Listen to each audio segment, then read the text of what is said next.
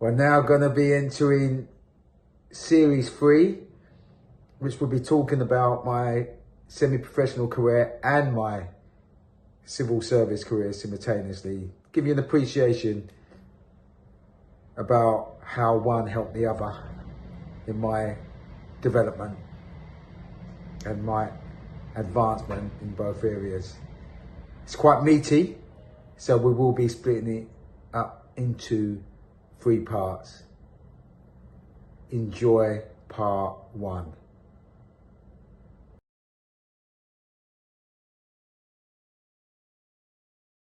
(2-1) and winning it with a cracking goal from winger Lionel Best. A joint podcast between Lionel Best and Aaron Lewis, and this is going to be podcast number 3 on the series of Who is Lionel Best. And basically, we're moving it from the kind of studio-ish format to an online studio. And we think it's kind of best to kind of fit our schedules and obviously invite other guests on. Lionel, I know you're feeling that. Yeah, without a doubt. I think it'll be so much easier. The more we do, as we said, it'll be nice to get some of the youngsters involved. And I think it'll be more convenient for the youngsters as well. Yeah. Be able to go and join in. Yeah, absolutely. And obviously, we've got the third installment to crack on with today of your kind of career and sort of life-ish story. And we're going to go on to, from my memory, we were finishing off on your kind of time at Crystal Palace and kind of interlinking your kind of little bit of time with the civil service starting off. So if you want to branch off from there, pal, and continue from there. Yeah, I obviously had my trial at Crystal Palace at 18. So I actually was in the civil service by then because my civil service career started at 17 years of age. I mentioned briefly that I did do a special job in the civil service between 16 and 17 years of age. But my full-time civil service career really kicked off in the Department of Trade and Industry, government department, when I was 17 years of age. So I thought it is quite proper to actually speak about my journey in the civil service. I was in the civil service for 23 years, up to the age of 41, when I wanted to follow my calling in supporting young people. That led me to starting off big. But you can see from 17 to 41, the civil service saw me grow from a young man, a boy, a young man, to a very mature, respectable, and professional, I should say, in the civil service. And I hope you'll agree, everybody will agree, that you can see the connections with my journey in my civil service career to when I was able to make this step up in senior level football, which my journey started at 22 years of age at Dulwich Hamlet. Again, it was 2 people that are very special in my life. I hold dear to not only opening up opportunities for me, but really believing in me and not giving up in me. We spoke about some of the wrong choices I made when I was on trial at Palace, but these guys were still determined from 18 onwards to get me involved in some form of senior level football. They did strongly believe I was wasting my talent. The 2 people I'm talking about is Clinton Rule that I mentioned. He's no longer with us. But I know he's watching and looking down at me and all of us, these soldiers that are now doing some great work that is as a result of him and his legacy. Just a bit of a recap, Lionel, for those that might be joining, obviously, and not watching it chronologically. Who was Rule to? Clinton Rule was he was the first, the manager that I met when I got back involved in football. As I was saying in the last podcast, I stopped playing football between 16 and 18. Got back involved in a team called Elms. Great team. We was like a really strong family. And Clinton was the manager of that team. And Clinton was somebody who was always also very passionate about supporting the community. He'd do a lot of people. He would do a lot of things for people. He'd get a lot of people into, and he did get a lot of people into professional football. He used to do a lot of stuff back home in Jamaica with the youth and the communities in Jamaica. He was a great guy. And he's the person who connected me with the next person that I'm very grateful to, Tony Davis, who is one of the trios at Lionel and BiG Football Club who got Ian Wright the opportunity, opened up the opportunity for Ian Wright to get into Palace. Oh, man. Wow. Some instrumental role. So between the two of them, they did have a mission to try and help me get into senior level football. And that chance came in when I was 22, when they got me an opportunity to get a trial for Dulwich. I can't forget a guy called Paul as well, who was the groundsman of Elms, but he also had connections at Dulwich Hamlet as well. I think he'd done a bit of groundsman at Dulwich Hamlet. And he was also quite instrumental in opening up the opportunity. Paul, I don't forget you are funny. But my memory's a little bit, I always struggle with the memory every now and again. I'm trying to remember what Paul's surname is, but, he was a groundsman at Elms. Everybody knows Paul. So between them, they got me a trial. So I'm going to kick off talking a little bit about the journey that started with that trial. That trial was a midweek game. I can remember that at the age of 22. I can remember being told about it. The whole build-up was exciting, obviously, and then going to the trial. We played against a team called Curriculum Casuals, and it was a Dulwich Hamlet trialist team where you put on their kit and everything. I think you may have had a couple of reserve team players playing or people coming back from injury, just getting a run out, but there wasn't many of the first team players that were playing in that game. The key things I remember about the trial were two things. One of the things was how beautiful it was playing under floodlights. Don't get me wrong, I played under floodlights one or two times at grassroots level in important games like cup games, etc. But I also believe that the stadium was probably one of the best stadiums I played for at that time, Curriculum Casuals. They had a beautiful stadium. That level was, I think, slightly just below the semi-pro level that I was going into, and they were still semi-pro. And I just that's a question, Lionel. Don't Greenfield Casuals have quite a history? Are they one of the oldest football clubs? Professional? They are. Old, yeah. I knew it was something else about that team, but I know you will know. You will know that, but they are the very same team. So I can remember having a great game. I can remember having one of the tests for me whether I've had a good game is how many times did I get fouled or if I got injured, because people need to stop me. If I'm having a good game, people need to foul me. If I've come off the pitch and I've not had many fouls against me, that's almost an indication that I had a quiet game. Yeah. I think off the game. Yeah. I remember coming off the pitch with ankle injury. So you took a few kicks that game, did you? I took a few kicks that game, and I actually had a little bit of ligament damage that delayed my training with Dulwich. Even though, the other thing I can remember that was there was a lot of attention on me. Not just Dulwich was happy to sign me. There was other managers that, you tend to get other managers going to those type of trials, games, just to see if they can pick up any players, etc. And there was a lot of attention. There was a few managers that was coming up to me, Clint and Tony Davies, inquiring about me, wanting to sign me.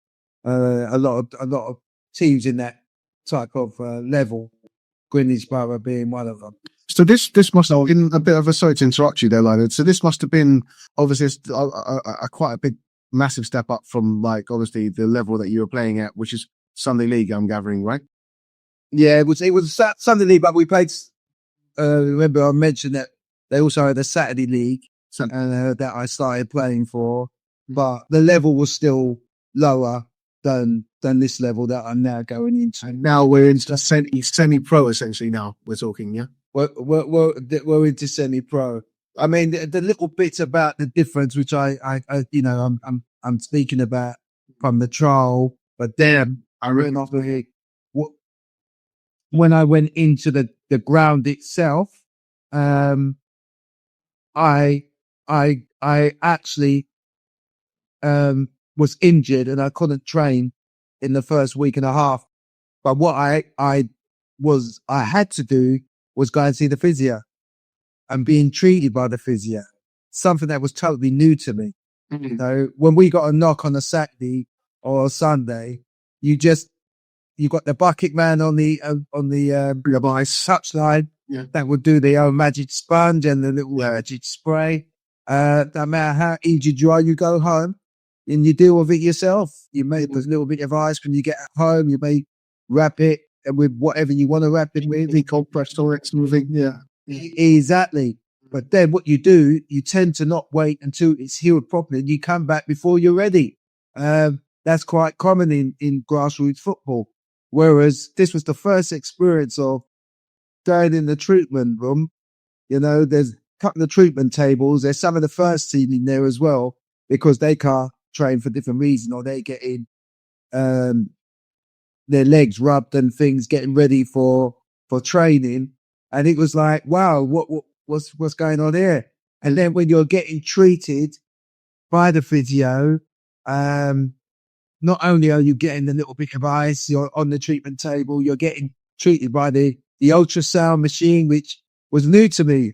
You know, it was beautiful. So I think a little bit bougie too. It seemed like professional. I'm now in semi-pro football. I think I'm now professional. Yeah, because of the step up. I hear it. You know, but again, just being sort of looked after and guided by the physio. They're the ones who tells you or tells the manager what stage you're at, what you can come back, you can start, what training you can start doing. So I didn't go straight into training with the boys. I had to ease my way into that in one of the sessions. I do believe I can remember. But then when I did get into the training, which is the first introduction of senior level football, was it's like anything else. Like you obviously the environment, the atmosphere. You got the boys that strut. You know, they're strutting in there. They're testing your character. You know, some may not. They may just about talk to you. Yeah. Or they may not even talk to you at all. They may smile. Some are friendly, some are not. You know, and one thing certain, you have to go and earn your respect. Yeah. The senior level environment, because one thing that they don't do, you can't ignore a baller. I said it before. You did say that before. Baller. Yeah. All ballers love ballers, and they're impressed with ballers. Yeah. You know? And it's really quite interested in the way, you know, I know me. I know that I'm humble, but I'm not going to be overwhelmed. I know what I've got, and what I've got in terms of my ability. I'm 2-footed. I'm very skillful. I'm going to show something in training that people are going to have to stand up and take notice of. Yes, even if but at the same time, I'm going to a new environment. I've got a lot to learn, but I know what I've got. So I can remember that those first few training sessions, and then you've obviously got the normal human nature things. You got people that are a little bit frightened about new players coming in. You know, is he coming to take my position? You know, there was a guy who Clinton really annoyed me in the last 2 weeks of Elms before I was going on my trial, because I always played centre midfield in grassroots football. All through my whole upbringing, I played left side midfield, right side midfield, some 2-footed, as I said, or centre midfield all the way through. But for Elms, I played in centre, and everybody wants to play in centre midfield. Everybody wants to play in that Rolls Royce position and dictate the game. Say the body, yeah. But before I went to Dulwich, Clinton put me out in the right for the last 2 games. And I thought, what you put me out here for? Was that the massive argument? But the big man, the boss man, he knew exactly what he was doing. Because at the end of the day, it was quite apparent quite early that I was never going to get any centre midfield. I wasn't equipped for it. It was too raw, didn't understand. It's more of a preach lift, isn't it? Yeah, rather than a kind of bursts of speed and sort of like being in it. Like you're more controlling the game in that position, aren't you? You're controlling the game, but you got to do your running. But you got to run at the right times, in the right spaces, in the right areas. And you need to be fit. As I said to you, you need to be fit. This is one of the big jump from grassroots football to semi-pro football. You need to be fit. So you're up and down, basically. I wasn't mentally or physically equipped to play centre midfield, and you can't carry people in centre midfield. Was that technically like a box-to-box thing, basically? Whether you play box-to-box, whether you play as a 2, like I grew up when I learned how to play centre midfield properly, because I did go back in centre midfield as my semi-professional career progressed, and I learned the game. You know, you managers are play in different ways, but if you're going to go box to box, you're playing as a 2 in lots of the cases. 1 goes, 1 holds. Yeah, you know, but that could be constant. So it's understanding when to go and when to go, but you need to be fit enough and you need to be mentally astute enough to understand when to go. And obviously you're talking and you're working with your partner and all sorts of things. But we wasn't equipped like that. I mentioned when we was at Elms, we wasn't coached. We just had a lot of good technically gifted players that gelled together. And we did very well in the level that we were playing. So I played, and I think it was quite obvious that I was going to play wide, right or left.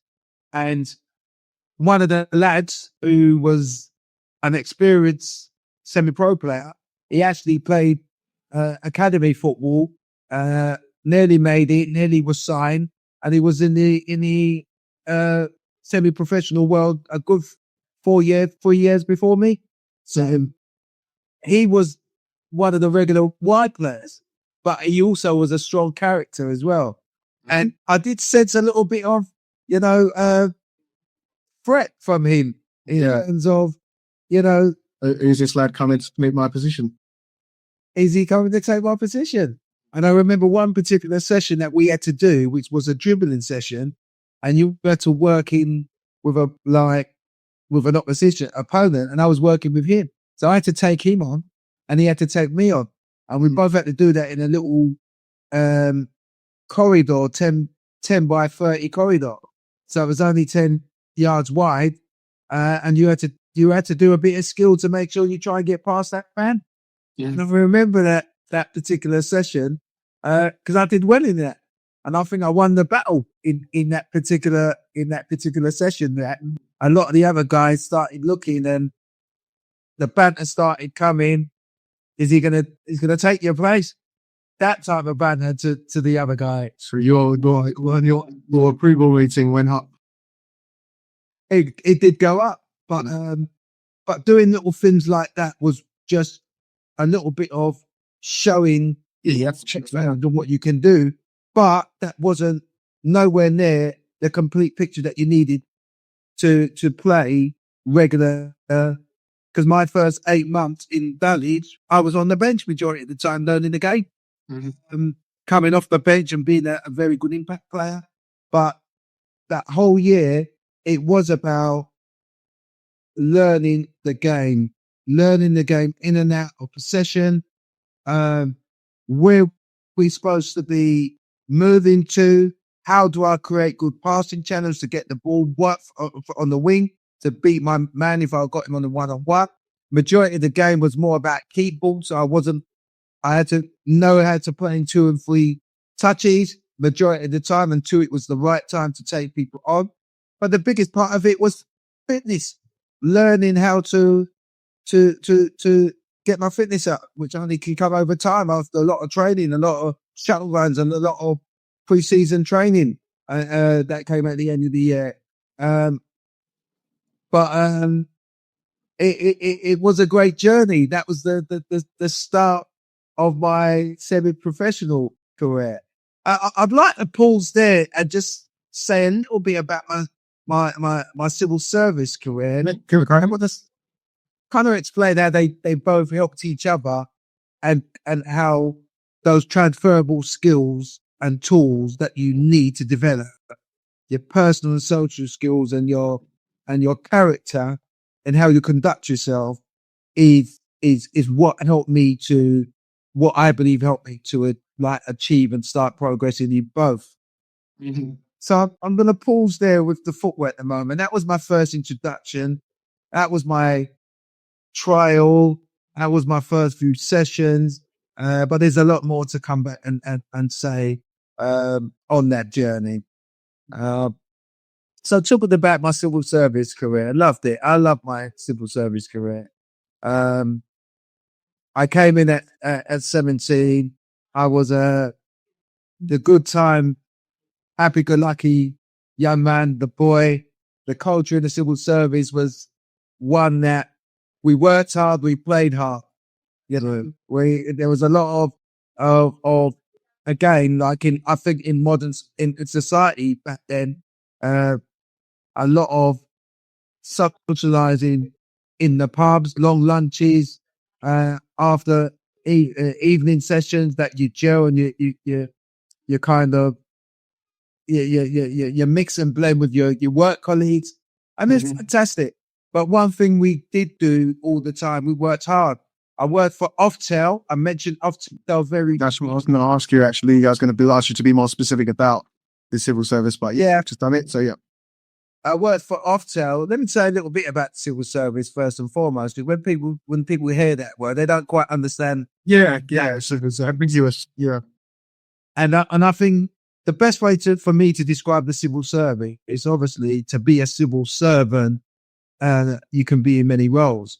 But to work in the civil service is, as most of us civil servants do, we're part of a government department, and the government department is part of the whole of the government in the country. So what we do a lot of the legwork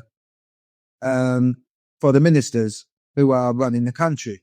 You've got a top minister, MP, who is responsible for a whole government department, and he's got a team of people underneath it, senior officials, and then their senior officials have then got the whole of the government department with a lot of other sort of senior management heading different areas. So it's you can imagine it's a massive environment. So I'm going to start off by, I'll use my last area in the Department of Trade and Industry.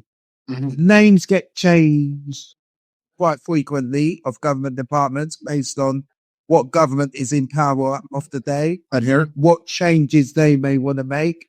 They may want to join 2 and 3 areas together. Mm-hmm. They want to take one area and one government department and put it in another because they see there's more of a fit for that. And it's all on the MPs and the ministers. Very much subject to change depending on what. Always subject to change. So I'll give you an example. My government department that I joined was Department of Trade and Industry. It's not Department of Trade and Industry. I believe it's Department of Business and Innovation. But I know at the same time, it changed its name a good 3-4 times since I've been in the government department and left. Mm-hmm. When I left that government department, it was called business, innovation and skills, BIS. We always abbreviate our the names and things in the civil service. But when I joined, it was DTI, Department of Trade and Industry. So the changes are regular, but the areas within that is what civil servants are working on to either create or change regulation. And regulation and policy is what sets the rules in the country. You know, so I started off working for Oftel, and Oftel was not a main area within DTI. It was almost like an agency, an offspring of DTI. And what Oftel did was, at the time, back in the days, there was more landlines that mainly BT were the service provider. So when a consumer had a issue with BT and they wanted to go to a more higher figure to resolve it, they could come to Oftel. So we would get involved. So now you've got Ofcom, which is kind of the regulator of lots of it. So Oftel was just on brand for telecommunications. Right. I think Ofcom is interesting. I think Oftel is part of Ofcom now. Okay. Yes, you're absolutely right.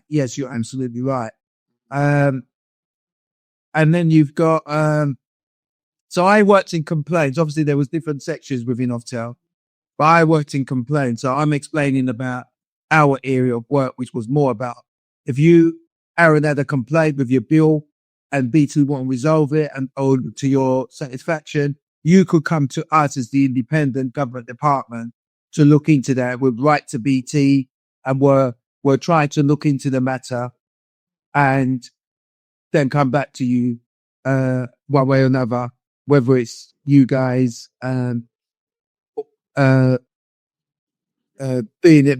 in a more happier position or whether it's BT sticking to their guns, whatever it was. So I enjoyed doing that. As we know, computers and network computers at the time what wasn't a thing. So we had typists. So we had to do most of our complaint letters using a standard template that we had to amend and then give it to our typists who used to type it up and then give it back to us and then we'll send it out. So that's what our job was. I was a administration assistant. As you heard me say from the last podcast, my objective was to get into a job that I could see prospect that I need to start from the beginning because I never had the strongest qualifications. I worked my way up, worked my way up. So I started off at Oftel as a administrative assistant doing that. So I was at Oftel for about 4 or 5 years. Yes, and yeah, I hope you enjoyed episode 3, part 1, and there's another 2 to come. We decided to, break the podcast into 3 because it was like an hour and a half recording, and obviously we want to keep people's attention spans and obviously, sort of make the episodes digestible. So, some really good moments, some good chats, some good conversations within this podcast. I enjoyed doing it. Obviously a bit different than what we were doing from when we were doing it together in space. We're doing it online for this particular one, and some informative stuff to come if it was in this episode and to come as well. So yeah, please continue to like, subscribe, and show your love for Lionel's story. Again, Arrow Media Central, and obviously in cooperation with Besty's Inspirational Guidance on YouTube, and soon to be moving on to all other platforms. Thank you very much.